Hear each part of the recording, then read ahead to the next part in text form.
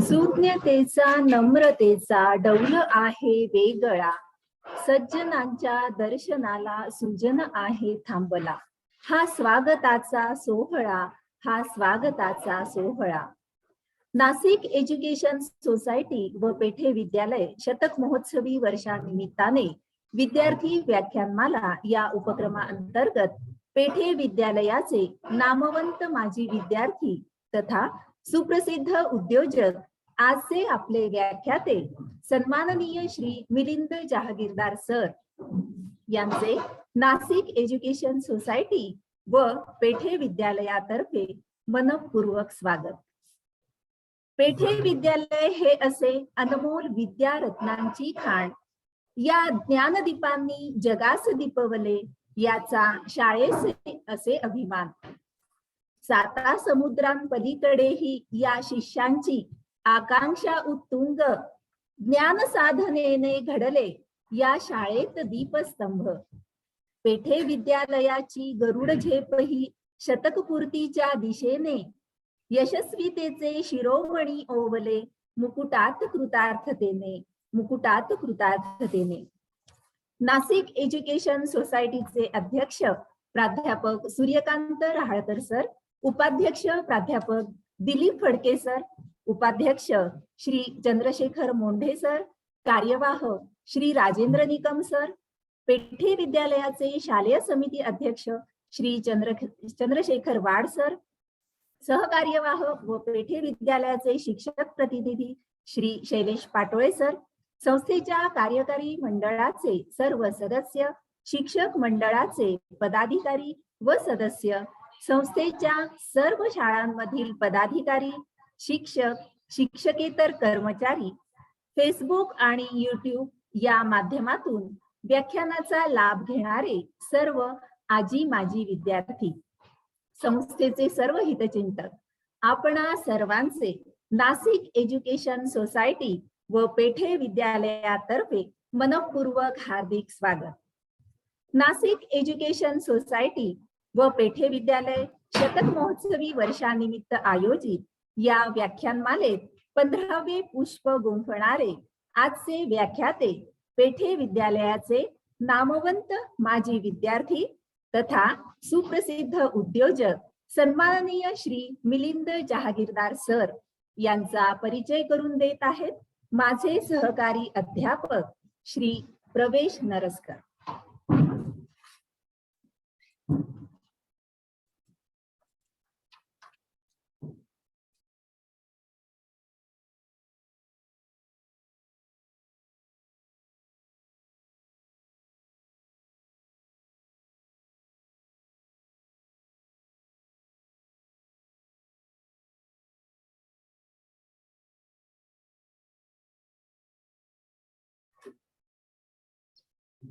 नमस्कार.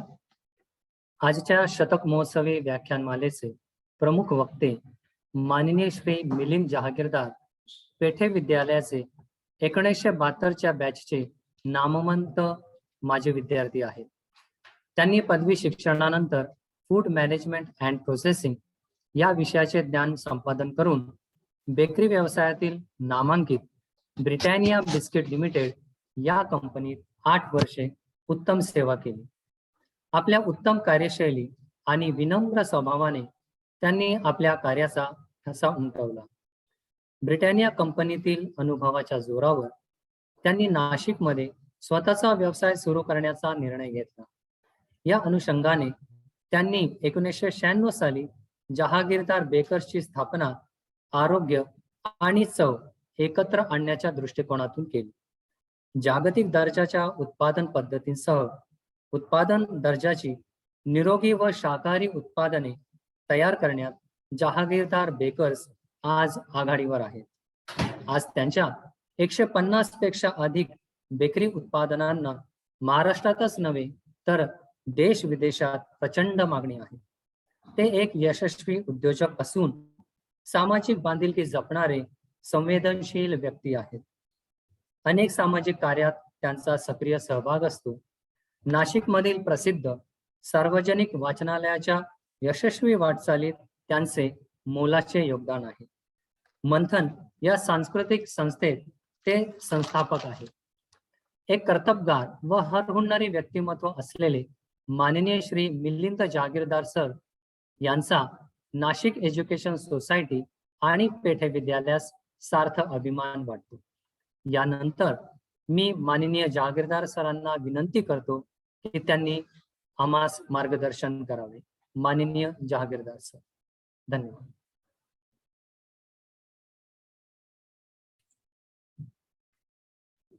खूपच भलं भलं असं माझ्याविषयी बोललं गेलंय, त्याच्याबद्दल आभारी आहे मी. शाळा हा जो विषय आहे हा मला असं वाटतं प्रत्येकाच्या जिव्हाळ्याचा असतो. ज्या मुला मुलींची दर 2 वर्षांनी शाळा बदलते, बदली वगैरे निमित्ताने, त्यांना एखाद्या वेळेला काही फार प्रत्येक शाळेबद्दल असं वाटत असेल असं नाही. पण आम्ही 11वी पर्यंत ह्या शाळेतच होतो, पेठे विद्यालयामध्ये. आम्ही ज्या वेळेला शाळेत आलो त्यावेळेला पेठे विद्यालय, रुंठा हायस्कूल आणि न्यू हायस्कूल असे 3 पर्याय उपलब्ध असायचे. न्यू हायस्कूलचे किंवा न्यू एज्युकेशन सोसायटी जी होती त्यावेळेचे त्यांचे जे उपाध्यक्ष होते डॉक्टर देवळालकर, ते माझ्या आजोबांचे मामा होते. त्यामुळे न्यू एज्युकेशन सोसायटीच्या शाळेमध्ये घालावं असं त्यांचा आग्रह होता. परंतु पेठेचं नाव त्यावेळेला सर्वोच्च होतं नाशिकमध्ये, त्यामुळे माझ्या घरच्यांनी मला पेठे हायस्कूलमध्येच माझं नाव घातलं. 1972 मध्ये आम्ही शाळा सोडली. पेठेचा सुवर्णकाळ तो होता असं म्हणायला काही हरकत नाही आहे. खूप अत्युत्तम दर्जाचे शिक्षक त्यावेळेला होते. शिक्षक आणि विद्यार्थ्यांचं नातं हे जिव्हाळ्याचं होतं, पण त्याचबरोबर शिक्षकांचे फटके पण खावेच लागायचे. त्यावेळेला कळवळायचो आम्ही, पण आता समजतं ते आमच्याच भल्यासाठी असायचं. आता मला वाटतं विद्यार्थ्यांना फटके तर काय, रागवणं पण अवघड आहे. लगेच पालक शाळेमध्ये येतात. आम्हाला जर शाळेत शिक्षा झाली असं समजलं घरी, तर घरी दुप्पट शिक्षा व्हायची. आणि शिक्षकांनी जे केलं आहे ते बरोबरच केलं आहे अशी आमच्या घरच्यांची अगदी प्रामाणिक धारणा असायची, आणि ते खरंच होतं. उगाचच्या उगाच कोणाला शिक्षा झाली आहे असं मला आता मागे वळून बघता असं मला आठवत नाहीये. शिक्षकांचे शिक्षा करण्याचे प्रकारही वेगळे वेगळे होते. मारणं तर कॉमन होतं, पण शंका काय झाली, कान पिळायचे जोरामध्ये. आता गायधनी सर नाही आहेत. सकाळी शनिवारी आमची शाळा सकाळी असायची. शाळा रविवारकरांच्यावर मी श्रीरामवाडीमध्ये राहायचो. पायी पायी गेलं तरी 3-4 मिनिटांमध्ये शाळेत पोहोचायचो. थंडीच्या दिवसामध्ये घरून सुद्धा आरडाओरडा करूनच अंथरुणातून उठवावं लागायचं, अरे सकाळची शाळा आहे, सकाळची शाळा आहे. एकदा मला शाळेत जायला झाला उशीर. पेठे हायस्कूलच्या मुख्याध्यापकांच्या केबिन पासून ते शाळेच्या मेन गेटच्या बाहेर विद्यार्थ्यांची, उशिरा आलेल्या विद्यार्थ्यांची रांग होती. घनश्याम देशमुख मुख्याध्यापक होते. त्यांच्या हातात एक वेताची छडी होती आणि त्या छडीचे ते मागचं एक असं जाड टोक असतं, त्यांनी ते सपासप हातावर मारत होते. तर हातावर मारणं देशमुख सरांचं इतकं जोरात असायचं की पहिला पिरियड तरी तो हात असा धरूनच बसावा लागायचा. मी गेल्यावर समोर मला म्हणे, अरे तुला तर 2 फटके मारायला पाहिजेत, तू गोळे कॉलनीत राहतो तरी एवढा उशिरा येतो.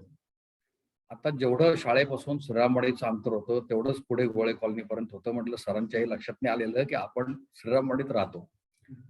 एवढ्या म्हणजे गोळे कॉलनीच्या पेक्षा कमी अंतरावर मी राहत होतो. ते जर त्यांच्या लक्षात राहिलं असतं तर दोन्हीच्या वेळी 4 फटके मिळाले असते. पण तरी सुद्धा देशमुख सर आम्हाला आवडायचे सगळ्यांना.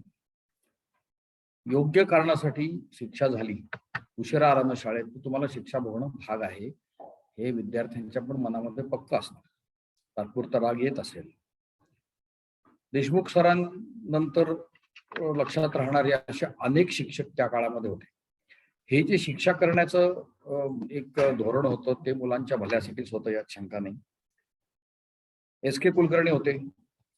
शिकवण्यामध्ये वाकबगार, कधीही वर्गावर उशीर करायचे नाहीत, कधीही टाइमपास नाही.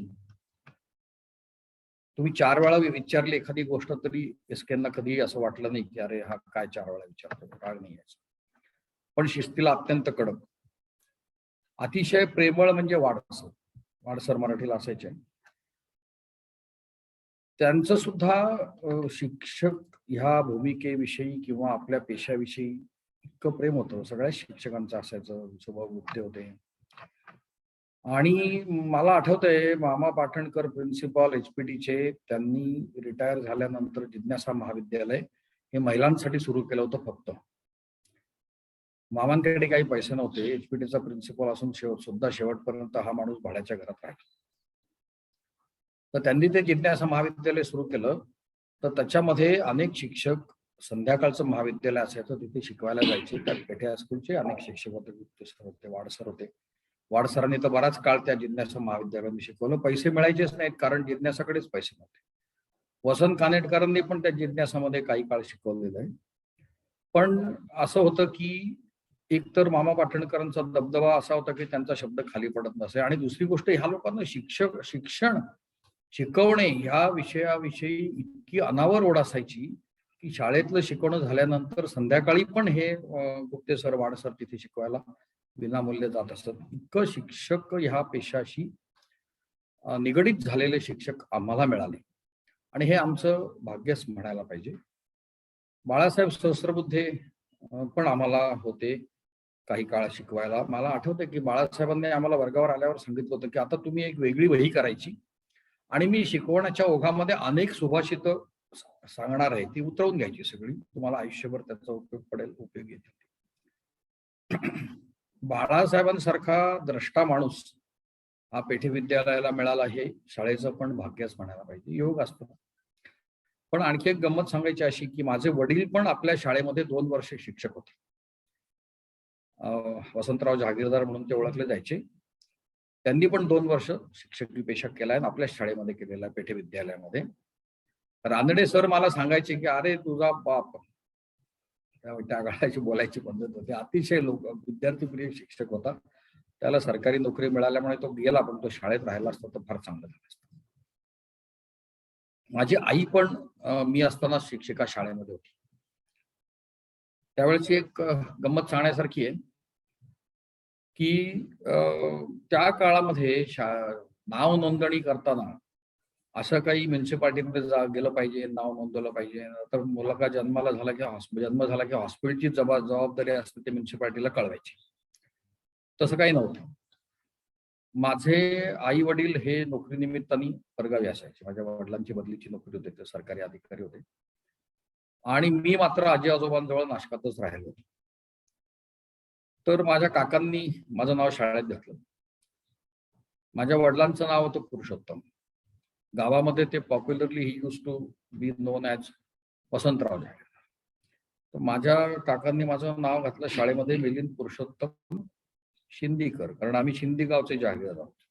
आणि आता म्हणजे जहागीरदार राहिले नाही तर कशाला जहागीरदार नाव घ्यायचं. पण माझे वडील जहागीरदारच होते ऑफिशियली, माझी आई पण जहागीरदार होती. आता टीचर्स वॉर्ड असा एक प्रकार होता त्यावेळेला, आजही असेल, म्हणजे शिक्षकांच्या मुलांना फ्री शिप असायची किंवा अर्धी फी असायची. तर माझं नाव गेलं तिथे, ऑफिसमधून मला बोलावणं आलं, तू जहागीरदारबाईंचा मुलगा आहेस हे खरं आहे का? म्हटलं खरंच आहे ना. तुम्हाला का बरं वाटतंय? म्हणे बघ, बाईंचं नाव आहे उषा वसंत जहागीरदार आणि तुझं नाव मिलिंद पुरुषोत्तम शिंदीकर, तू कसं काय बाईंचा मुलगा? आता मी काय सिद्ध करणार ना, मी कसा बाईंचा मुलगा? म्हटलं बा तुम्ही सरांना विचारा, बाळासाहेब. त्यांनी बाळासाहेबांना म्हटलं की घेऊन गेले मला त्यांच्याकडे. म्हणे सर हे कसं काय यांनी अर्ज केलाय टीचर्स वॉर्डसाठी? मग त्यांनी सांगितलं की अरे हे बरोबर आहे, जे काय आहे ना तो घोटाळा त्यांच्या आडनावाचा आहे आणि वसंताच्या पण नावाचा घोटाळा आहे, त्यामुळे हा आहे. पण त्या बाळासाहेबांच्या एका सांगण्यामुळे मला टीचर्स वॉर्ड मिळून गेलं. बाकी काही पुरावे द्यायची गरज पडली नाही, काही नाही. एकतर मोठी मोठी माणसं होती, त्यांची नावं गावामध्ये खूप चांगली होती. बाळासाहेब म्हणजे बच्चू सहस्रबुद्धेंचा तर खूपच दबदबा होता. त्यांच्याच पुढाकाराने रंगूबाई जोंधळे शाळा आपली सुरू झालेली आहे. त्यांचं असं म्हणणं होतं की पुढे जाऊन इंग्रजी माध्यम हे लोकांच्या आकर्षणाचा विषय बनणार आहे आणि ते बनल्यानंतर फक्त आणि फक्त मिशनऱ्यांच्या शाळा हेच त्यांना निवडावं लागेल, तर आपण मराठी इंग्रजी माध्यमाची शाळा सुरू केली पाहिजे, ह्या त्यांच्या आग्रहामुळे रंगूबाई जोंधळे सुरू झाली. तर अशा तऱ्हेने द्रष्टे, फार पुढची दृष्टी बाळगणारे, की ज्यांना व्हिजनरी असं म्हणता येईल, असे शिक्षक पेठी विद्यालय लाभले. त्यामुळे आमच्यासारख्या विद्यार्थ्यांचं खूप भलं झालं, यात काही शंका नाही. आता शाळेतले शिक्षक हे जर चांगले असतील तरच शाळा मोठी होते. बँकेतला स्टाफ चांगला असेल तर आपण म्हणतो ती बँक चांगली. इमारत हा काही विषय नसतो. आजकाल इमारतीला खूप महत्व आलंय. इमारत चांगली पाहिजे, त्याच्यामध्ये हवा खेळती पाहिजे, बाहेर बगीचा पाहिजे, बाहेर घसरगुंड्या पाहिजे. आतलं शिक्षण कसंही असलं तरी कोणी काही विचार करत नाही. हे सगळं बाहेरचा झगमगाट आणि तामझाम बघून मुलांना भरपूर फिया देऊन पालक ऍडमिशन देतात. ह्या सगळ्याचाच विचार झाला पाहिजे. खरं शिक्षण ह्या गोष्टीचा मूलभूत विचार आता व्हायला हवा आहे. शिक्षकी पेशाची आवड असणारी मंडळी त्या काळात शिक्षकी पेशात यायची. आता खूप लोक नाईलाजाने येतात, दुसरं काही होत नाही म्हणून मग शिक्षक होतात. खूप एक डिस्गस्टिंग किंवा निराशाजनक अशी वाटणारी गोष्ट आहे. परवा आमच्याकडे फॅक्टरीमध्ये 2 मुलं आली इंटरव्ह्यू साठी आणि ते म्हणे, बा सर आम्ही 2च वर्ष काम करू शकू वगैरे. काय कारण आहे? तर म्हणे आम्ही डीएड करतोय. अरे म्हटलं, डीएड झालेले इतके विद्यार्थी आहेत, तुला कसं काय नोकरी मिळणार डीएड झाल्यानंतर? नाही म्हणे साहेब, आम्ही पैसे भरून नोकरी मिळवणार आहे. हे त्यांनी एकदम स्वच्छ आडपडदा न ठेवता सांगितलं. आणि म्हटलं किती पैसे द्यावे लागतात? सर म्हणे त्यावेळेचा जो रेट असेल तो. आज तरी म्हणे काय 15-20 लाख रुपये द्यावे लागतात. आता 15-20 लाख रुपये देऊन जर डीएड म्हणजे प्राथमिक शिक्षक झाला तर पैसे कधी वसूल करणार आणि काय होणार? आणि पैसे देऊन शिक्षक झालेली मंडळी कशी शिकवणार? खूप विचार असा करायला लागतो, पण आपल्या हातात काही नाहीये. सिस्टीमच अशी झालेली आहे की आपण काय करू शकतो. पण आमच्या सुदैवाने आमच्या काळामध्ये तसं नव्हतं. शिक्षक खूप छान होते. या शाळेचे अनंत उपकार आमच्यावर आहेत की खूप चांगले संस्कार पण झाले. नुसतं शिक्षण नाही मिळालं आम्हाला, आमच्यावर खूप चांगले संस्कार पण झाले या शाळेमध्ये. मला असं वाटतं की तुम्ही मंडळी जी पेठे हायस्कूलमध्ये आज पण शिकवता आहात, नोकरी करता आहात, कोणी म्हणजे ऑफिसमध्ये असतील, शिक्षक असतील, तुम्ही सुद्धा खूप नशीबवान आहात की एका चांगल्या संस्थेमध्ये तुम्ही आज काम करता. या शाळेतून बाहेर पडल्यानंतर कॉलेज झालं. मग मी ब्रिटानिया बिस्किटमध्ये नोकरी केली. 8 वर्ष प्रोडक्शन मध्येच काम केलं. आता हे कुठेतरी उद्योग करायचा वगैरे का बरं मनात आलं काही माहिती नाही. मी विचार करतो तेव्हा असं काही आठवत नाही की असं काही होतं का, पण कुठेतरी बॅक ऑफ द माइंड ते असणार आहे. कारण 2 होती. ब्रिटानिया बिस्किट मुंबईला होती. मुंबईला खरं आमचं स्वतःचं घर होतं राहायला. तर असं म्हणतात ना की आपल्या मातीची ओढ असते, तर मला कुठेतरी नाशिकला जायचं होतं, परत यायचंच होतं मला. त्यामुळे मी नाशिकला आलो. माझे वडील आणि घरचे लोक खूप नाराज होते की चांगली आंतरराष्ट्रीय दर्जाच्या कंपनीत नोकरी सोडायला तुला वेळ लागलाय वगैरे वगैरे. तर पण काय वेळ लागलं नव्हतं. फार विचार केला असताना तर मी ती नोकरी करत राहिलो असतो, हे नक्की आहे. फार विचार केला असता तर. पण थोडस मनाची ओढ कुठे आहे असं जाणून ज्यावेळेला पहिली संधी नाशिकमध्ये आली त्यावेळी मी ती घेतली आणि मी नाशकात आलो. तो काही उद्योग सुरू करायचा या विचाराने नव्हे. मी नोकरी करण्यासाठीच आलो. त्यावेळेला आदर्श बेकरी म्हणून एक धामणकरांची बेकरी होती. तिथे त्यांचे आमचे खूप जुने घरगुती संबंध खूप होते. ते मला म्हटले, अरे तू काय रे तिथे मुंबईला राहून करतो, तू आमच्याकडे ये, आम्हाला जॉईन हो वगैरे वगैरे. आणि ते मग ते काय झालं, ते नाशिकला यायची खूप ओढ आणि नाशिकची एक ऑफर, असं ते सगळं एकत्र आलं. आणि मग मी नाशिकला आलो. त्यावेळेला माझं नुकतंच लग्न झालं होतं आणि 1 वर्षातच मी नोकरी सोडून दिली. तर माझे मित्र मला म्हणायला लागले की तू जर आधीच उद्योग व्यवसायात आला असतास तर तुला बायको नसती मिळाली, म्हणून तू लग्न होईपर्यंत नोकरी केलीस आणि मग आलास यांच्याकडे पार्टात. तर तसं काही नव्हतं खरं, पण आलो मी आणि तिथून उतार चढाव, घसरण, यश असं सगळं ते सुरू झालं. कारण आदर्श बेकरीमधून मला 11 महिन्यातच बाहेर पडावं. आता दोन मार्ग होते. एक तर परत नोकरीत जायचं. त्यावेळेला बिस्किट बनवणाऱ्या कंपन्या महाराष्ट्रात तरी दोनच होत्या, एक पार्ले आणि एक ब्रिटानिया. आज खूप झाल्या आहेत. तशा त्यावेळेला उपयोग कुठलेला नव्हता. त्याची कारणं वेगळी आहेत, म्हणजे ती चर्चा करण्याचं हे ठिकाण नव्हे. तर माझं नाव आमच्या इंडस्ट्रीमध्ये चांगलं होतं, त्यामुळे मी परत गेलो असतो तर मला नोकरी मिळू पण शकली असती. पण कुठेतरी असं वाटलं की परत आता तेच वणवण करायची, तीच नोकरी शोधायची. आणि आमच्या काळामध्ये मला आठवतंय पक्क, आणि आमच्या अनेक मित्र हे बँकेमध्ये आहेत. आमचे काही मित्र LIC मध्ये आहेत. बँक आणि LIC मध्ये नोकरीला लागणं इतकं सोपं होतं त्यावेळेला, की फक्त तुम्ही ग्रॅज्युएट झाल्यानंतर, माझ्या काकांना तर ते ग्रॅज्युएट झाले म्हटल्यावर ते कोण मॅनेजर होते मला माहित नाही, त्यांनी बोलावलं उद्यापासून ये म्हणे बँकेमध्ये जॉईन हो, स्टेट बँकेमध्ये. अशा तऱ्हेने बँकेतल्या नोकऱ्या मिळत होत्या. पण समहाऊ मला बँक नकोच होती, LIC पण नको. त्यामुळे विचार केला की काय करावं काय नाही. मग मला एक तारापूरला एक बिस्किट कंपनी काम चालू होतं, बांधकाम. तिथून मला निरोप आला, त्यांना समजलं कुठून तरी की जागीरदाराला नोकरी पाहिजे. तिथून मला निरोप आला, तुम्ही या इकडे. तिथे जो त्यांचा जनरल मॅनेजर होता AK कुलकर्णी, तो माझ्या चांगल्या ओळखीचा होता. तर मी गेलो तारापूरला, इंटरव्ह्यू दिला, सिलेक्शन झालं, सगळं झालं. मला काय असं वाटेना, मग ते तारापूर असं ते काय कुग्राम म्हणतात तसं, काही हलचल नाही त्या गावामध्ये, सांस्कृतिक वातावरण नाही, काहीच नाही. आपण म्हटलं या गावामध्ये कायमस्वरूपी राहू शकणार नाही, आणि मग ह्या तारापूरला नोकरी करायची, मग मुंबईत कुठेतरी नोकरी मिळते का शोधकार्य करत बसायचं. त्याच्यापेक्षा म्हटलं काही जाऊ नये, म्हणून मी काही गेलो नाही. आणि सुरुवातीला व्यवसाय करायचा तर माझ्या वडिलांचा प्रचंड विरोध होता व्यवसाय करायला. आधी आम्ही एक जनरल फूड शॉप 10x10चं सुरू केलं, कॉन्टिनेंटल फूड या नावाने, आणि त्याचं खूप नाव झालं नाशिकमध्ये. खूपच 10x10च्या दुकानामध्ये खूप मोठी मोठी माणसं यायची. बाजीराव कावळे साखर कारखान्याचे चेअरमन वगैरे नाशकात आले की त्यांची व्हिजिट असायची. आश्वीचे एक डॉक्टर होते जोशी म्हणून, त्यांची व्हिजिट असायची. कारण आम्ही खूप वेगळे, युनिक आणि दर्जेदार प्रॉडक्ट विकायचो. आमचं काहीच त्यावेळेला प्रोडक्शन नावाची गोष्ट नव्हती आमची.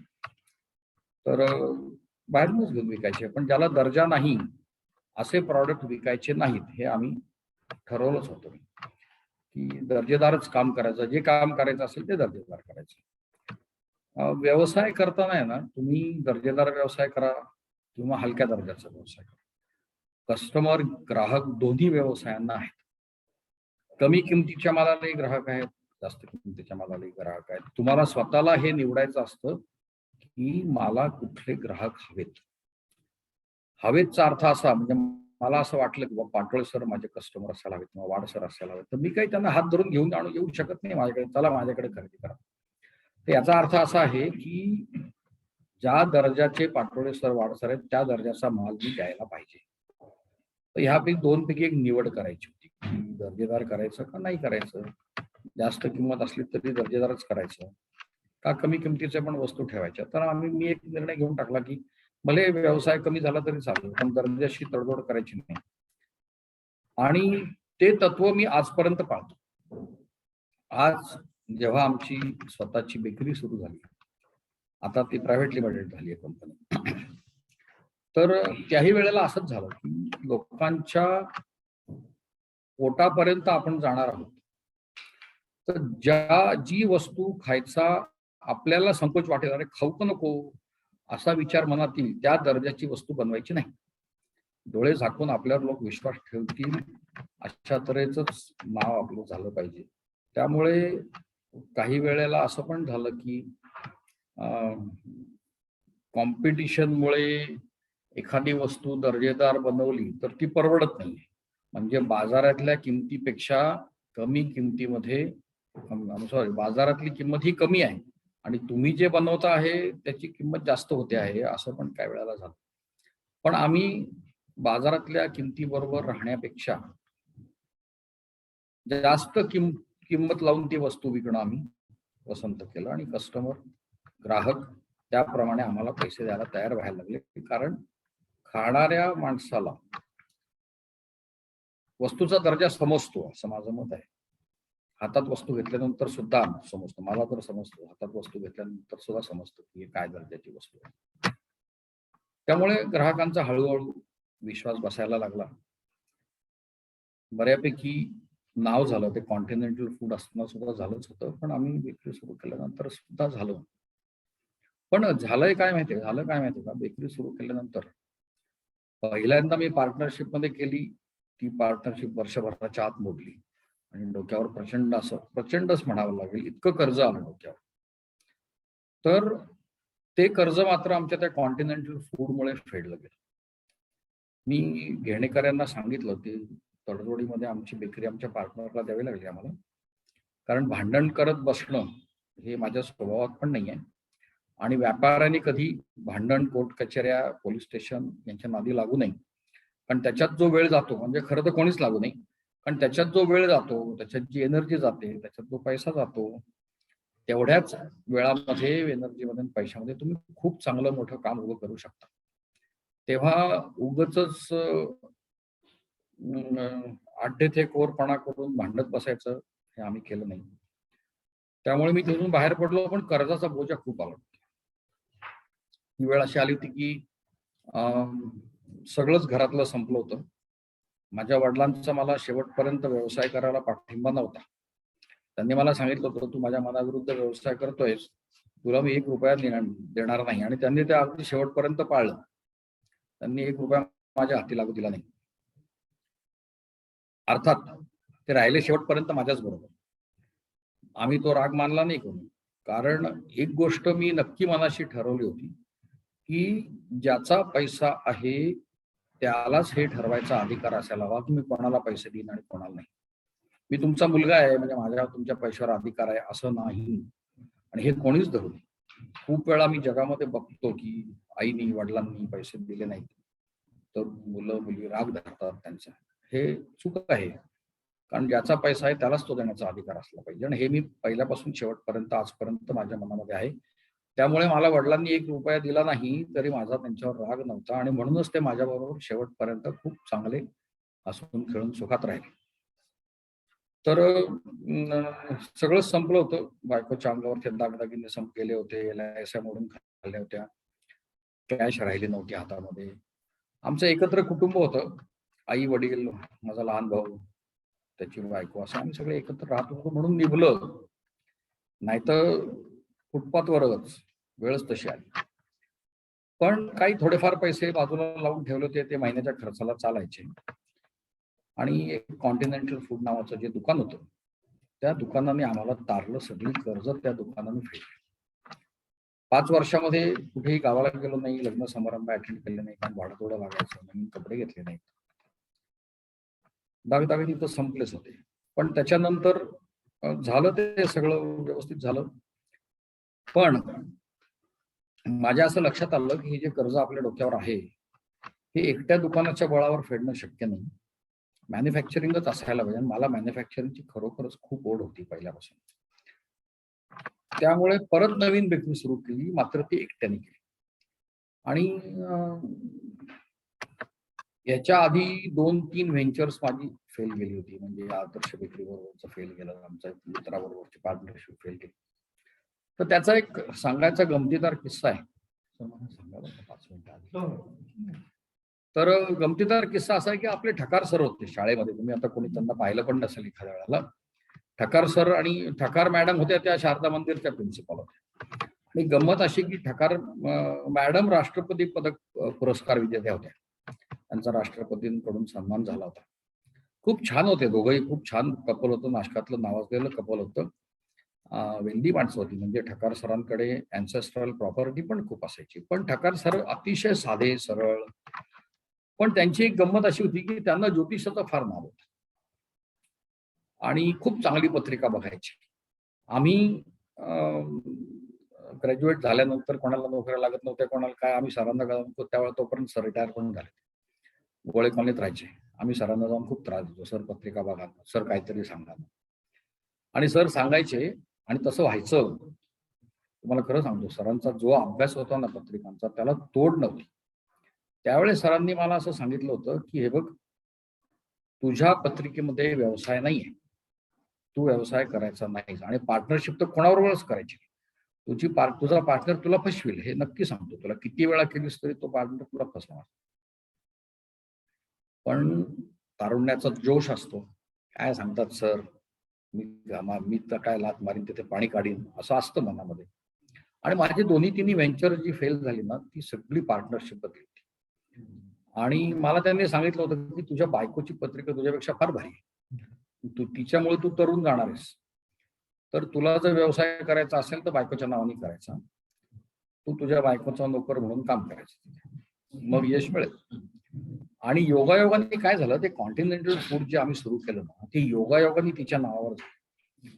कारण असं की ते ज्यांच्या मालकीचं दुकान होतं ते म्हणले की मिलिंद तू आहे ना, त्यांचे पण आमचे खूप घरगुती रिलेशन जुन्या अनेक वर्षांचे होते, की तू आहे ना हे माझी बायको आणि वंदना यांची पार्टनरशिप कर. कारण दुकान हे माझ्या बायकोच्या नावावर आहे. माझी काहीच हरकत नव्हती, माझ्या बायकोवर माझा विश्वास होता. आणि म्हणून ती पार्टनरशिप अशी झाली की प्रोप्रायटर झाली माझी बायको. आणि त्या दुकानाने आम्हाला खूप यश मिळवून दिलं, नाव मिळवून दिलं, पैसा मिळवून दिला, कर्ज सगळी त्याच दुकानाच्या भरोश्यावर फेडली. माझ्या डोक्यात प्रकाश पडला की अरे सरांनी आपल्याला ते सांगितलं होतं त्यावेळेला आणि आपण ते विसरलो. काही वेळेला असं ते तारुण्याच्या जोशामध्ये करून टाकलं सरांच्या सांगण्याच्या विरुद्ध. आणि ज्या वेळेस सरांच्या सांगण्याच्या विरुद्ध केलं त्या वेळेला आपण फेल गेलो. आणि हे मात्र योगायोगाने बायकोच्या नावावर व्यवसाय झाला आणि तो यशस्वी झाला. मग ज्यावेळेस मी प्रोडक्शन युनिट परत एकदा सुरू केलं बेकरीचं, ते मी माझ्या बायकोच्या नावावर. शहाणपणा कधीतरी दाखवायला पाहिजे माणसाने. आयुष्यभर वेडेपणा करत राहण्यात काही मजा नाही आहे. आणि मग त्याला यश मिळायला सुरुवात झाली. मेहनत तिने पण केली सुरुवातीच्या काळामध्ये, मी पण केली, यात काही शंका नाही आहे. पण जे सरांनी सांगितलं होतं ते आम्ही अजून पाळतो. आज सुद्धा आमची प्रायव्हेट लिमिटेड कंपनी आहे, तर माय वाईफ इज चेअरमन आणि मी सीईओ म्हणून काम करतो. मी तिला सांगतो की बाई तू चेअरमन आहेस तर तू कधी पण मला काढून टाकू शकते, माझ्या हातात तर काही नाहीये. पण सांगायचा मुद्दा असा की जे कोणी अन्नीसवाले म्हणा किंवा कोणवाले म्हणा, आम्ही या ज्योतिषाला आव्हान देतो, त्या ज्योतिषाला आव्हान देतो, ते देऊ देत बिचाऱ्यांना.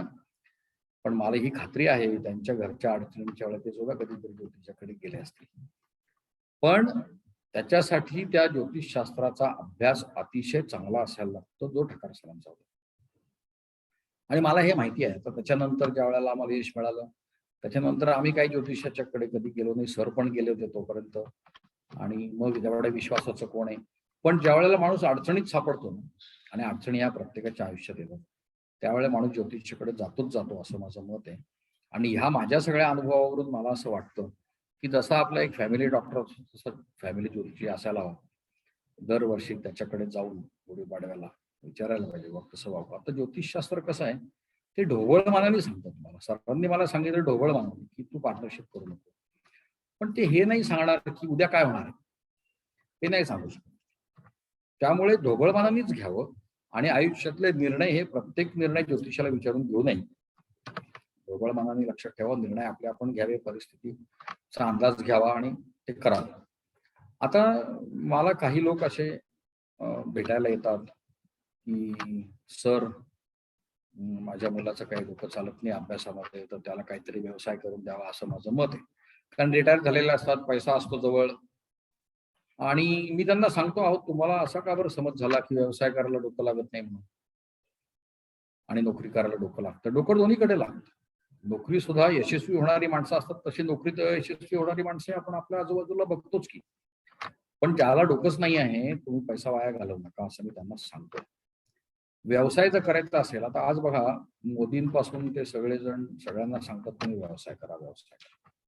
पण मुलांनी आधी स्वतःच्या आतमध्ये डोकावून बघितलं पाहिजे की व्यवसाय करायचा माझा पिंड आहे का. आपल्या मराठी लोकांकडे व्यवसाय हा नसतो, म्हणजे ऍन्सेस्ट्रल व्यवसाय नसतात. माझाही व्यवसाय ऍन्सेस्ट्रल नाही आहे.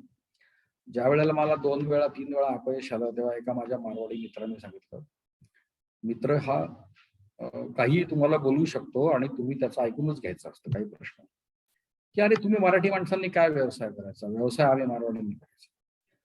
तर म्हटलं हे बघ, हे तुझं मत आहे ते तू आज मी फेल झालोय म्हणून तुम्हाला सांगतो. पण गंमत बघ म्हटलं, माझ्या घरात व्यवसाय नाहीये, मला व्यवसाय शिकवणारा कोणी नाहीये. मला लागणारी प्रत्येक ठेच ही मला पैशात मोजावी लागते. तुझ्या घरामध्ये तुझे वडील आहेत, तुझ्या वडिलांचे वडील आजोबा पण घरात आहेत, ते पण कधीतरी येतात तुमच्या दुकानामध्ये. हे दोघं जण तुला सांगत असतात की कुठल्या मार्गाने तू जायला पाहिजे, कुठल्या मार्गाने नाही जायला पाहिजे, कुठे गेल्यावर खड्डे आहेत, कुठे गेल्यावर काटे आहेत आणि कुठला मार्ग सुकर आहे, हे सांगणारा आमच्या घरामध्ये कोणी नाही आहे. आज तुझी तिसरी पिढी मला दिसते आहे, त्याच्या आधी पण कोणी असतील तर मला माहित नाही, 5-6 पिढ्या. पण मराठी माणसाची म्हटलं दुसरी पिढी होऊ दे, आम्ही तुमच्यापेक्षा चांगला व्यवसाय करून दाखवू. त्याचं कारण मी तुम्हाला सांगतो. माझ्या अवतीभोवती चांगला व्यापार करणारी मराठी माणसं होती. त्याच्यामध्ये आदर्श बेकरीचे धामणकर होते, नाशिक मेडिकलचे मामा शुक्ल होते, प्रभाकर पण मोडक होते, दत्तोपन अष्टपुत्र होते. असे अनेक लोक होते की जे चांगला व्यवसाय करत होते. चुंबळे होते, दामोदर, विजयानंद हे थिएटर चालवणारी चुंबळे मंडळी होती. असे अनेक लोक होते की जे चांगला व्यवसाय करत होते. त्यामुळे असं काही नाही, पण अनुभवाचा भाग खूप मोठा आहे. अनुभव तुम्हाला घेण्यासाठी जर तुम्ही काही प्रयत्न केले, म्हणजे माझ्या एका मामेभावाला मी सल्ला दिला होता की तुला, तो मला म्हणा नोकरी करत होता मुंबईला, मला म्हणे मला व्यवसाय द्यायचा, तुम्ही काय करू. म्हटलं तुला कुठला व्यवसाय आहे, तर म्हणे माझा बरोबर माझा पार्टनर आहे आणि आम्हाला हार्डवेअरचा व्यवसाय करायचा आहे. तो डिप्लोमा होता, इंजिनियर दोघंही. मी त्याला म्हटलं तू एक काम कर, तू कुठल्याही चांगल्या हार्डवेअरच्या दुकानात जा, 6 महिने त्याच्याकडे काम कर, त्याला सांग की आम्हाला हार्डवेअरचं दुकान टाकायचंय, पण तुमच्या एरियात नाही टाकणार आहे, आम्ही लांब टाकणार आहे, तर मला काम करायची संधी द्या, पगार बिगारची अपेक्षा नाही करायची. पण त्याने ऐकलं ते. तो गेला एक पंचवटीत विशाल हार्डवेअर म्हणून मोठं दुकान, अगदी खेड्यांची पोती खांद्यावरून वाहेपर्यंत त्यांनी सगळं केलं तिथे. आणि 6 महिन्यानंतर स्वतःचा व्यवसाय सुरू केला आणि तो अत्यंत यशस्वी झाला त्या व्यवसायामध्ये, कारण त्या हार्डवेअरच्या व्यवसायाच्या खाचाखोचा त्याला समजल्या. आम्ही जेव्हा कॉन्टिनेंटल फूड नावाचं दुकान सुरू केलं त्यावेळेस माझा मित्र एका, म्हणजे ज्योतिषाचा दुसरा अनुभव, एका ज्योतिषाकडे घेऊन गेला. म्हणे चल, कारण मला सुचतच नव्हतं काय करावं त्या दुकानामध्ये. दुकान तर घेऊन ठेवलं, दर महिन्याला भाडं सुरू झालं होतं, काय करावं माहित नाही. बरं, माल भरायला पण पैसे नव्हते. माझा मेवणा इथे चांदीची भांडी खरेदी करायला होता, त्या चांदीचे भांडे खरेदीचे 15,000 त्यांनी मला दिले. हे तुला घे तुझं भांडवल म्हणून. त्याने आजपर्यंत परत नाही मागितलं मला. तर तो मला घेऊन गेला इकडे. तर ज्योतिषांनी पत्रिका वगैरे बघून सांगितलं की तुम्ही आहे ना, तुमचा राशी स्वामी शनी आहे, तुम्ही लोखंडाचा व्यवसाय करा, लोखंडाचे पाईप विका, स्क्रू विका, नटबोल्ट विका. मी बाहेर पडलो, माझ्या मित्राला म्हटलं परत अशा माणसांकडे मला आणायचं नाही, मला लोखंडातला ल पण समजत नाही आणि आम्हाला काही करायला सांगतोय. त्यामुळे मी मगाशी म्हटलं तसं तारतम्याने ज्योतिषी घ्यायचा असतो, तो म्हणेल तसं 100% वागायचं नसतं. त्या व्यवसायात मी गेलो असतो तर 100% फेल झालो. तर मुलांनी हा विचार करायला हवा आहे की माझ्यामध्ये व्यवसायाचे ओढ आहे का, किंवा माझ्यामध्ये व्यवसाय करण्याची एक आंतरिक शक्ती आहे का. ती जर नसेल तर त्यांनी व्यवसायामध्ये पडणं योग्य नाही. मारून मुटकून काहीही होत नाही. स्टार्टअप इंडियामध्ये आज पहिल्या वर्षामध्ये 90% किंवा 70% का होईना स्टार्टअप बंद पडतात. उरलेले स्टार्टअप सुद्धा त्यापैकी म्हणजे 50-60% स्टार्टअप 5 वर्षाच्या पलीकडे चालत नाहीत. आणि उरलेल्यांपैकी 10 वर्षात जो तरुण गेला, 11व्या वर्षात प्रवेश केला तर तो पुढे यशस्वी होऊ शकतो, अशी परिस्थिती आहे. याचं कारण एकमेव असं आहे की सध्या केंद्र सरकारच्या धोरणांमुळे कर्ज बिर्ज मिळतात चांगली, आणि माणसांना सगळ्यांना वाटतंय की आपण व्यवसाय करावा. पण सावधपणाने करा तर होऊ शकतं. कित्येक मुलांच्या मागे आम्हाला जसं एक काय म्हणतात त्याला एकत्र कुटुंब होतं तसं पण नाही, त्यामुळे मग त्यांना बाहेर पडावं लागतं. पण मला दुसरा एक गोष्ट अशी सांगायची की तुम्हाला जर असं वाटलं की व्यवसाय आपल्या स्वभावात नाही, तर त्यात कमीपणा काही नाही, अजिबात कमीपणा नाही. जिथे आपला एक्सपर्टाईज असेल त्याच ठिकाणी माणसांनी काम करायला पाहिजे, तरच यश मिळतं. नाहीतर निव्वळ झगडण्यामध्ये आयुष्य निघून जातं. पूर्वीचा काळ गेला. मला आठवतंय डॉक्टर सीताराम नारायण गाडगीळ म्हणून श्रीरामवाडीत होते, त्यांना मनापासून शिक्षक व्हायचं, पण त्यांच्या वडिलांच्या आग्रहामुळे ते डॉक्टर झाले. त्यांनी मॅटर्निटी होम चालवलं, चांगलं चालवलं. पण त्यांना ज्या वेळेला जिज्ञासा महाविद्यालयातून मामा पाटणकरने सांगितलं की दादा म्हणायचे की दादा तुम्ही माझ्या शाळेमध्ये शिकवायला या कॉलेजमध्ये, त्यावेळी ते शिकवायला गेले, अतिशय आनंदाने गेले शिकवायला. त्यांचं मॅटर्निटी होम बंद झालं तरी त्यांचा शिक्षकी पेशा चालू होता आणि त्यांनी अनेक वर्ष त्या जिज्ञासा महाविद्यालयामध्ये शिकवलं. म्हणजे त्यांची जी मूळची आवड होती ती त्यांना पूर्ण करण्याची संधी मिळाली. आज असं नाही आहे. त्या काळामध्ये ते डॉक्टर पण सहज होऊ शकले, मॅटर्निटी होम पण सहज चालवू शकते. आज असं नाही. आज कॉम्पिटिशन जबरदस्त आहे, स्पर्धा जबरदस्त आहे. त्यामुळे मला वाटतं माझ्या वडिलांची इच्छा होती म्हणून मी अमुक शिकलो तमुक शिकलो, हे नाही होऊ शकत. तुम्ही त्यात यश नाही मिळवू शकत. आता प्रश्न काय आहे की तुम्ही जर यश नाही मिळालं तुम्हाला तर तुम्हाला फ्रस्ट्रेशन येतं. दुसरा एक खूप महत्वाचा भाग आहे की सगळ्यांची सोंग आणतात, पैशाचं सोंग आणतात. मग माणूस कुठेतरी वाकड्या मार्गाला जायचा विचार करतो. व्यवसाय जर तुम्हाला कुठलाही करायचा असेल, धंदा करायचा, व्यवसाय करायचा, प्रोफेशन करायचं असेल, तर प्रामाणिकपणाला खूप महत्व आहे. व्हॅल्यू सिस्टीम तुमची खूप जबरदस्त पाहिजे. ही व्हॅल्यू सिस्टीम तुमची शाळा आणि तुमचं घर याच्यामध्ये तयार होत असते. ती आमची खूप चांगली झालेली. म्हणजे माझ्या बॅचची जी सगळी मुलं आहेत ती सगळी या व्हॅल्यू सिस्टीम मधून गेलेली आहेत. त्यामुळे आजही आमची मैत्री आहे. ह्या व्हॅल्यू सिस्टीम मध्ये जर कुठे खोट आली तुमच्या, तर तुम्ही धड नोकरी करू शकत नाही, धड तुम्ही व्यवसाय करू शकत नाही. प्रामाणिकपणा स्वतःशी आणि प्रामाणिकपणा दुसऱ्याशी, हे पण खूप पाहिजे. दिलेल्या शब्दाला तुमच्या खूप महत्व पाहिजे. आज माझ्या तोंडून जर एखादा शब्द निघाला व्यावसायिक दृष्ट्या तर मी तो 100% पाळतो. गावामध्ये आज आमची अशी इमेज आहे की जागीरदारांचा चेक म्हणजे कॅश असते. कारण आम्ही बँकेत पैसे असल्याशिवाय चेक इश्यू करत नाही. त्यांना सांगतो बा 2 दिवसांनी चेक. चुकून माकून सुद्धा असं होत नाही. बँकेच्या चुकीमुळे झालं तर काही विषय नाही, पण आमच्याकडून चुकूनही असं होत नाही की आमचा चेक बाउन्स झाला. त्यामुळे आज पत ही तुमची, ह्या तुमच्या तुम्ही व्यवहार कसे करता याच्यावरती पत अवलंबून आहे तुमची. आणि बाजारामध्ये पतीला खूप महत्व आहे. मला आठवतंय ज्यावेळेला माझी पार्टनरशिप बुडली त्यावेळेला असं ठरलं होतं की गावातली येणी जी आहेत ती पार्टनरने वसूल करायची आणि देणी पण त्यांनी देऊन टाकायची.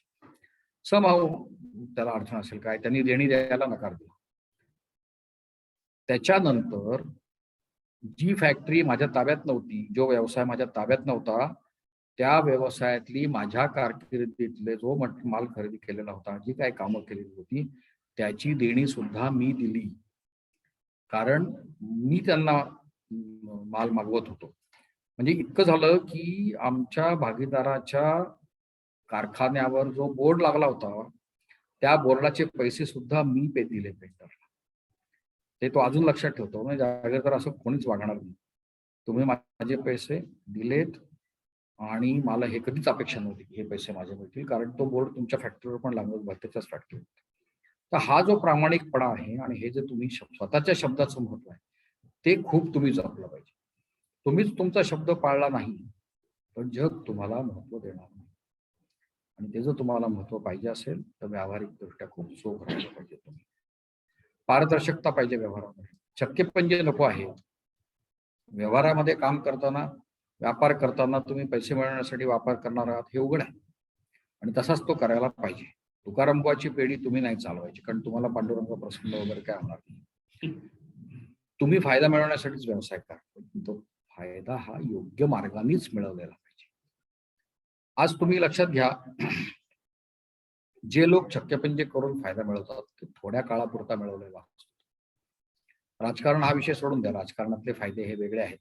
त्यांचे ते आपल्याला मार्ग पण समजणार नाहीत. त्यामुळे ते कुठल्याही मार्गाने मिळवलेला पैसा सुद्धा राजकारण ह्या कायम राजकारणात राहू शकतो. पण ज्यांना व्यवसाय करायचा आहे त्यांनी तो प्रामाणिकपणे करणं, ज्यांना नोकरी करायची आहे त्यांनी प्रामाणिकपणे करणं हे खूप महत्वाचं आहे. खोटं बोलणं 100% टाळायला पाहिजे. कुठल्याही परिस्थितीत खोटं नाही बोलायचं. समोरचा माणूस ओळखू शकतो. तुम्हाला एक गोष्ट सांगतो, समाज हा खूप हुशार आहे. समाज खूप हुशार आहे. त्याला सगळं समजत असतं. तो तुम्हाला बोलून नाही दाखवत ही गोष्ट. तू भामटा आहेस असं तुम्हाला कोणी तुमच्या तोंडावर सांगणार नाही, पण तुमच्यापासून 4 हात लांब राहतील आणि इतरांना सांगतील त्याच्याशी व्यवहार करायचं तर जरा सांभाळून कर. एकदा का आम्ही हे ऐकला शब्द, हे वाक्य ऐकलं की सांभाळून कर म्हटल्यावर आम्ही समजतो म्हणतात ताकद आहे, समजतं काय. तर हे नाही तुम्ही करायला पाहिजे. प्रामाणिकपणा खूप जपायला पाहिजे. आर्थिक अर्थशुचिता ही खूप जपली पाहिजे. कोणाचेही पैसे बुडवायचे नाहीत. आज नाही उद्या द्या, पण तुम्ही पैसे देणार आहात हे समोरच्याला माहिती पाहिजे की हा माणूस कुठल्याही परिस्थितीत आपले पैसे बुडवणार नाही आहे. ही खात्री माणसाला बाजारामध्ये येण्यासाठी तुम्हाला खूप वर्ष मेहनत करावी लागते, खूप वर्ष प्रामाणिकपणे काम करावं लागतं. दुसरी गोष्ट अशी आहे की तुम्ही जी काय वस्तू बनवणार आहात, तुम्हाला जर समाजामध्ये चांगलं नाव मिळवायचं असेल तर उच्च दर्जाच्या वस्तू बनवा. मी मगाशी म्हटलं तसं व्यापार सगळीकडे आहे. उच्च दर्जाच्या वस्तूंमध्ये सुद्धा व्यापार होतो आणि इतर गोष्टींमध्ये सुद्धा व्यापार होऊ शकतो. तेव्हा तुम्ही चांगल्याच दर्जाची वस्तू बनवा. आता आमच्या पाकिटावर जे काय आम्ही प्रॉडक्ट बनवतो त्याच्यावर जे काय लिहिलेलं असतं ते सगळेच्या सगळे इन्ग्रेडियंट्स त्या प्रॉडक्टमध्ये असतातच असतात कुठल्याही परिस्थितीत. काही काही आम्ही आयुर्वेदिक वनस्पती वापरतो. काही वेळेला 7-8 वनस्पती असतात. एखादी वनस्पती संपलेली असते.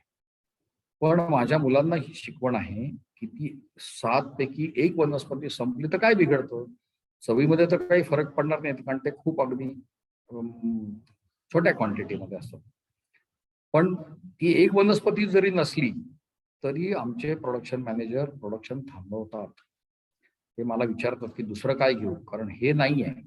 तर हा जो प्रामाणिकपणा आम्ही जपलेला आहे, आम्ही जेव्हा जर म्हणू की शुद्ध तूप आहे याच्यामध्ये, तर शुद्ध तूप 100% असतं.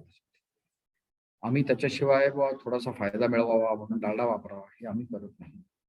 याच्यामुळे एक विश्वास आलेला आहे. गंमत बघा, आम्ही जेव्हा केक्स विकतो तेव्हा आम्ही आधी ठरवलं की आधी कुठले केक विकायचे. एक विचार असा होता की अंड्याचे, बिन अंड्याचे सगळेच विका. पण मग समोरच्याला विश्वास नाही वाटत. आम्ही स्वतः घरी संपूर्ण शाकाहारी आहोत. पण याचा अर्थ असा नाही की अंडी खाणाऱ्याविषयी आम्हाला काही राग आहे. असं काही ज्याला जे आवडतं त्यांनी खावं. पण आम्ही काय द्यायचं, तर मग आम्ही ठरवलं की आपण फक्त आणि फक्त शाकाहारीचाच व्यवसाय करायचा. इकडचा चमचा तिकडे नको, तिकडचा डाव इकडे नको, हे काहीच नको. त्यामुळे आज अशी परिस्थिती आहे की जे शाकाहारी ज्यांना खायचं आहे ते लांब लांबून फक्त आणि फक्त आमच्या दुकानात येतात आणि अतिशय विश्वासाने येतात की यांच्याकडे अंड प्रवेश पण नाही.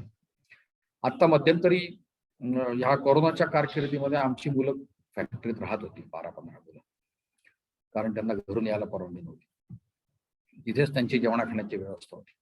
ते एक दिवस माझ्याकडे आले आणि मला म्हटले की भाऊ आम्हाला आज ऑम्लेट करून खायचं. ठीक आहे म्हटलं, तुम्हाला पैसे मी देईन पण फॅक्टरीत नाही बनवायचं. फॅक्टरीच्या पलीकडे, रस्त्याच्या पलीकडे जा, तिथे चूल मांडा, तिथे काय गॅस घेऊन जा फॅक्टरीतला, पण बाहेर जाऊन तुम्हाला काय खायचं ते खायचं. त्या दिवशी त्यांनी चांदण्या रात्री आकाशाखाली त्यांनी ऑमलेटची पार्टी केली, पण फॅक्टरीमध्ये मी अंडे दिली. तर हा जो भाग आहे ना, हा समाजासाठी आहे, म्हणजे आमच्या कस्टमरसाठी आहे. तुम्हाला हे माहित असेल की घराघरांमध्ये नॉनव्हेज खाणारी माणसं आहे, पण त्याच घरामध्ये कोणीतरी एक व्यक्ती असते की जी नॉनव्हेज नाही खात. वयस्कर कोणी आजी असेल, कोणाच्या घरात आजोबा असतील कोणाच्या, आणि आपल्या घरामध्ये अजून आपली व्हॅल्यू सिस्टीम, फॅमिली सिस्टीम ही पक्की आहे. आजीला खायचं तर खाईल, नाही खाणार, आम्ही नॉनव्हेजचा केक काढून खाणार असं आपण म्हणत नाही. आपण म्हणतो माझ्या आजीसाठी आहे ना सगळेच जण आम्ही व्हेज केक खाऊ. अशी आपली व्हॅल्यू सिस्टीम आहे, ती छान आहे. त्यामुळे आम्हाला तसं काही फरक पडला नाही फार, आणि सगळेच व्यवसाय आपणच करायला पाहिजे. काय व्यवसाय इतरांसाठी सोडून द्यावे. पण तुम्ही जर व्हॅल्यू सिस्टीम पाळली नाही, थोडक्या पैशासाठी तडजोडी करत राहिला, थोडक्याच पैशासाठी लांड्या लगाड्या करत राहिला, तर तुमचं नाव बाजारात खराब होतं. आणि एकदा का तुमचं नाव गेलं तुमचं, तर ते परत मिळवणं ही अशक्यप्राय गोष्ट. ही हिंदीमध्ये एक म्हण आहे, खोटा सिक्का ज्यादा नाही चलता है, घूम फिर के तुम्हारे पास वापस आते. तसं आहे, तुमचं नाव एकदा बदलू झालं की ते चालत नाही बाजारामध्ये. मला नोकरी करणाऱ्यांसाठी सुद्धा एक गोष्ट सांगायची की जेवढं तुमच्याकडून शक्य आहे ना तेवढं तुम्ही द्या. भले सरकारी नोकरी असेल किंवा, तर सरकारी नोकरीतला हेच वेगळं आहे, सगळं बिघडलंय. पण खाजगी नोकरी असेल, जेवढं तुम्हाला शक्य आहे तेवढं तुम्ही द्या. तुमच्या कंपनीसाठी द्या, तुमच्या शाळेसाठी द्या, तुमच्या संस्थेसाठी द्या. असं नका म्हणू की मी 8 ते 5 काम करीन, पाट्या टाकीन घरी. Don't do it. मला मी ब्रिटानिया बिस्किटमध्ये लागलो, पहिला स्टायपेंड होता 450 रुपये. 450 रुपये मी घरी येऊन नाशिकला आमच्या आजोबांच्या हातात दिले की हे पहिला पगार आहे माझा, हा तुम्ही ठेवा. त्यांनी तो मला मुंबईत जाताना परत केला, तो भाग वेगळा झाला. पण त्यांनी त्या कधीही नोकरी न करणाऱ्या माणसांनी, न केलेल्या माणसांनी मला हे सांगितलं जाताना, मिलिंद एक लक्षात ठेव, तुला 450 रुपये देत आहेत, आज तुला आवश्यकता नाहीये म्हणून तो भाग वेगळा झाला, पण तू 450 रुपयात कबूल केलंय त्यांना मी नोकरी करेन तुमच्याकडे, तेव्हा मला कमी पैसे मिळतात ही तक्रार पहिल्यांदा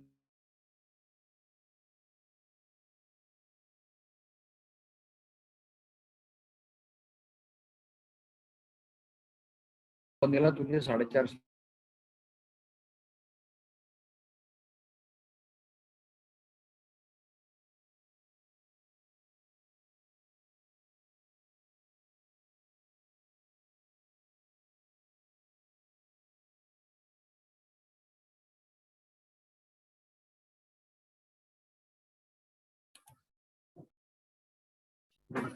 हा 2 मिनिटात आवडेल. हो येस. हा, तर ह्या गोष्टी ज्या आहेत ना, या अशा अर्धा तास पाऊण तास याच्यात होण्यासारख्या नाही आहेत, पण आपल्याकडे वेळेची कमतरता आहे. पण जे काही गुण आहेत तुम्हाला आयुष्यात यशस्वी होण्यासाठी, ते तुम्ही नोकरी करत असता, तुम्ही व्यवसाय करत असा, सगळीकडे सारखे आहेत. त्या गुणांची कास कधी पण माणसांनी सोडायला नको. आणि मला तरी असं वाटतं की हे गुण तुम्हाला तुमच्या संस्कारामध्ये येतात, आणि हे नक्की आहे. मी परत एकदा सांगतो, I am very proud of my school. माझ्या शाळेचा मला फार अभिमान वाटतो की आम्हाला हे सगळं आमच्या शाळेकडून मिळालेलं आहे. घरून तर मिळतच असतात काही शंका, पण शाळेने आम्हाला खूप दिलेलं आहे. त्यामुळे मी नाशिक उज्जैन एज्युकेशन सोसायटी, पेठे विद्यालय या सर्वांचा अतिशय आभारी आहे. आणि हे रिलेशन्स असेच कायम चालू ठरतील पुढे, अशी पण मी आशा बाळगतो. आम्ही आमच्या शाळेचेच 20-22 विद्यार्थी एकत्र जमत असतो महिन्यातून एकदा दोनदा. त्यावेळेस शाळेचा विषय हा अपरिहार्यपणे निघतो. इतक्या वर्षांनंतर सुद्धा शाळा ही आमच्या मनामध्ये ताजी आहे, आणि ती तशीच राहो अशी पण मी देवाकडे प्रार्थना करतो आणि थांबतो. धन्यवाद.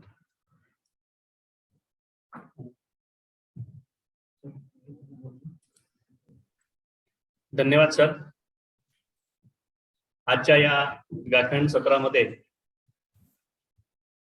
श्री मिलिंद जहागीरदार यांनी जहागीरदार बेकर्स नावारूपाला येईपर्यंतचा एकूण जो संघर्ष आहे, तो संघर्ष आपल्या व्याख्यानामधून आपल्या समोर मांडलेला आहे. मित्रांनो, सध्याच्या काळामध्ये नोकरी की व्यवसाय या दोन गोष्टींमध्ये बऱ्याचदा गोंधळ निर्माण होतो. तरुणांना नक्की काय करावं याच्या संदर्भात फारशी मार्गदर्शन किंवा माहिती मिळत नाही. अशा वेळेस आजच्या व्याख्यानामधून एक गोष्ट मात्र निश्चित आहे की नोकरी करा किंवा उद्योग व्यवसाय करा, त्यासाठी लागणारे जे काही गुण आपल्यामध्ये असावे लागतात, ते गुण जहागीरदार सरांनी अतिशय चपखलपणे आणि अतिशय स्पष्टपणे आपल्या समोर आजच्या या व्याख्यानामधून मांडलेले आहेत. उद्योग व्यवसाय करणं ही अलीकडच्या काळामध्ये काळाची गरज आहे, हे खरं आहे. परंतु हे करत असताना त्याचा जो रेशो सरांनी सांगितला तो थक्क करून सोडणार आहे.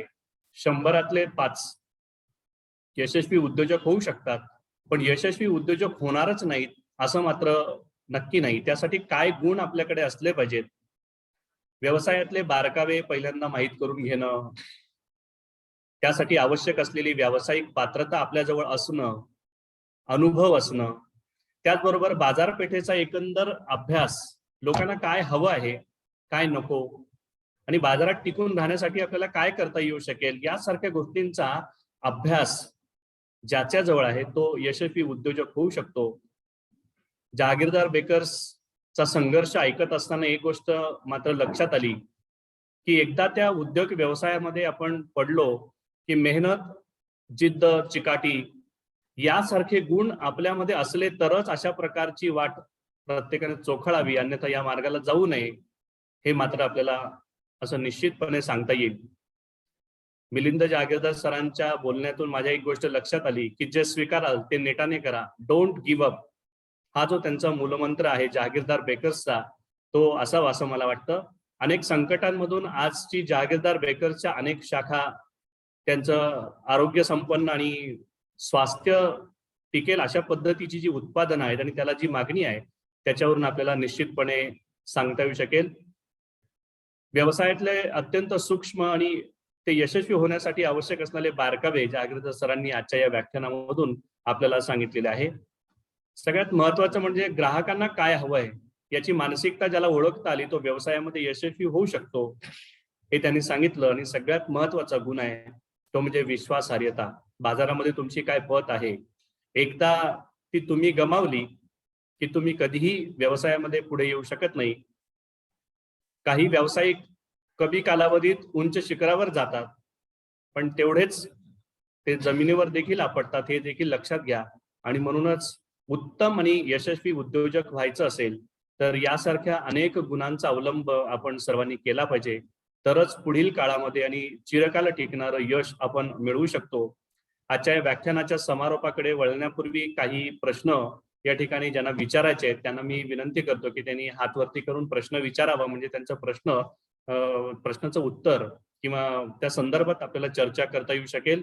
तोपर्यंत एक छोटासा प्रश्न सर मला या ठिकाणी असा विचारावा वाटतो की तुम्ही तर आता बोलताना सांगितलंय की व्यवसाय करायचा असेल तर कुठल्या कुठल्या गुणांची आपल्याकडे आवश्यकता असली पाहिजे. सर मला असं नेहमी वाटतं की अलीकडच्या काळामध्ये ही जी पिढी आहे, नवीन तरुणांची जी पिढी आहे, शिक्षण पूर्ण केल्यानंतर नोकरी करावी असा त्यांचा कल असतो, पण नोकरी मिळत नाही हे लक्षात आल्यानंतर मग उद्योग व्यवसायाच्याकडे ते वळू पाहतात आणि मग ते अडखळतात. यासारख्या अनेक गोष्टी लक्षात आल्यामुळे नक्की काय करावं हा प्रश्न त्यांच्या मनामध्ये निर्माण होतो.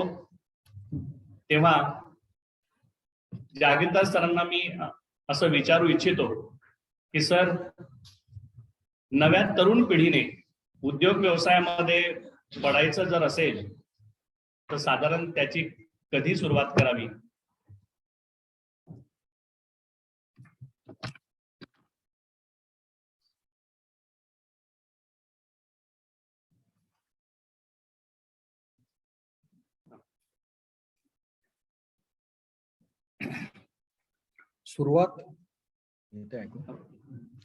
सुरुवात ही जेवढ्या अर्ली एज मध्ये करता येईल तेवढी करावी. मी असं बघितलंय, आमचे काही व्यावसायिक, म्हणजे परत मी सांगतो की ज्या व्यावसायिक जाती जमाती आहेत त्यांच्याकडे मुलगा लहान असतानाच त्याला, म्हणजे उदाहरणार्थ एखाद्याचं दुकान असेल, पेढी असेल, सोन्याचं चांदीचं दुकान असेल, काही असेल, त्याला लहान वयातच त्या दुकानामध्ये जायची यायची सवय लावलेली असते आणि त्यांना काही काही छोटी मोठी कामं त्या मुलांना दिलेली असतात. म्हणजे माझ्या आठवणीमध्ये आमच्या एका व्यापाऱ्याचं ते काय गुरांचं खाद्य असतं ना, काय पशुखाद्याचं मोठा व्यापार होता. तर माझ्या मित्राबरोबर मी नेहमी त्याच्या त्या दुकानामध्ये जायचो आणि मग त्याचे वडील त्याला सांगायचे, अरे ही गाडी आली आहे, ट्रक, जरा 100 पोती आले, बघ बरं, जरा मोजून उतरून घे. आणि तो 8वी 9वीतला मुलगा तो ती पोती मोजायचा. याचा अर्थ असा नाही की तो आपल्या मुलाने मोजलेल्या आकड्यावर ते विश्वास ठेवायचे. त्यांचा परत एक माणूस असायचाच मोजायला, कमी जास्त झालं तर. पण त्या मुलाला तेव्हापासून त्या गोष्टीची ओढ लागते, त्याची गोडी लागायला लागते की अरे असा व्यापार करायचा असतो, तसा व्यापार करायचा असतो. पण ज्यांच्या घरामध्ये व्यापार नाहीये त्यांनी काय करायचं मग? तर त्यांनी सुद्धा तेवढ्या शक्ती तितक्या लवकर हा निर्णय घ्यायचा. एक एज्युकेशन तुम्हाला जे घ्यायचंय, शिक्षण जे घ्यायचं ते तर आवश्यकच आहे, ते तुम्ही घ्या. आणि जर तुम्ही असा व्यवसाय निवडू शकलात की मला अमुक एक व्यवसाय करायचा आहे, तर त्यातलं व्यावसायिक शिक्षण पण घ्या. आता ते निवडणं आवश्यक आहे आणि ते व्यावसायिक शिक्षण घेतल्यानंतर मी तुम्हाला मगाशी सांगितलं तसं कुठेतरी एक प्रशिक्षण पण घ्या त्याच फील्डमध्ये. मी मगाशी त्या माझ्या भावाचं हार्डवेअरचं उदाहरण दिलं होतं तसं. आणि त्याच्यानंतर सुरू करा. काय होतं, खूप नंतर 40शी मध्ये वगैरे तुम्ही जर व्यवसाय सुरू केला तर तुमचा स्वभाव तेवढा मोल्ड होण्यासारखा राहिलेला नसतो. रिजिडिटी आलेली असते, निर्णय घेण्यामध्ये तेवढी सक्षमता नसते. म्हणून जेवढ्या शक्य होईल तेवढ्या लवकरात लवकर व्यवसाय निवडून प्रशिक्षण घेऊन तो सुरू करायला पाहिजे.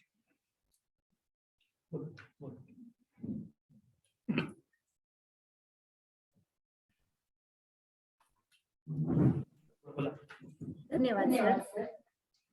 सार्थ शब्दात रेखाटला शालेय आठवणींचा आलेख.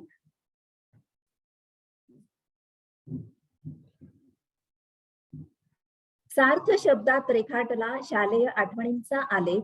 व्यवसायरूपी पुस्तकाची यशरूपी पाने होती सुरेख. पावलागणिक संघर्षही होता सोबतीला. शालेय संस्कारांच्या शिदोरीने यशमार्ग दर्शविला. सर, आपले हे व्याख्यान सर्व सृजन श्रोत्यांना प्रेरणादायी व मार्गदर्शक ठरले. आजच्या कार्यक्रमाचा उत्तरार्ध म्हणजे आभार. पेठे विद्यालयाचे पर्यवेक्षक श्री गंगाधर बदादे सर यांनी कृतज्ञता व्यक्त करावी अशी मी त्यांना विनंती करते.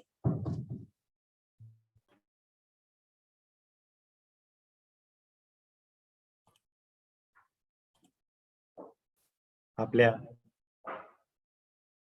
नाशिक एज्युकेशन सोसायटी व पेठे विद्यालयाच्या शतक महोत्सवी वर्षानिमित्ताने आयोजित व्याख्यानमाला उपक्रमांतर्गत पेठे विद्यालयाचे नामवंत माजी विद्यार्थी, सुप्रसिद्ध उद्योजक माननीय श्री मिलिंद जहागीरदार सर यांनी आजच्या व्याख्यानमालेत उपस्थित राहून आपल्या शालेय जीवनातील आठवणी, शालेय शिस्त, कालवाज तसेच व्यवसायाची निवड, आपण निवडलेल्या व्यवसायाची प्रामाणिकपणा, वेळेला महत्व, व्यवसायात यशस्वी कसे व्हाल या विषयावर उत्तम असे मार्गदर्शन केले.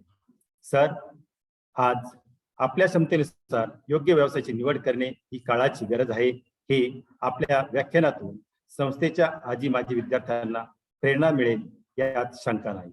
आपण आपला बहुमूल्य वेळ देऊन शतक महोत्सवी व्याख्यानमालेतील 15वे पुष्प उत्तम रीतीने गुंफले त्याबद्दल आपले मनपूर्वक आभार.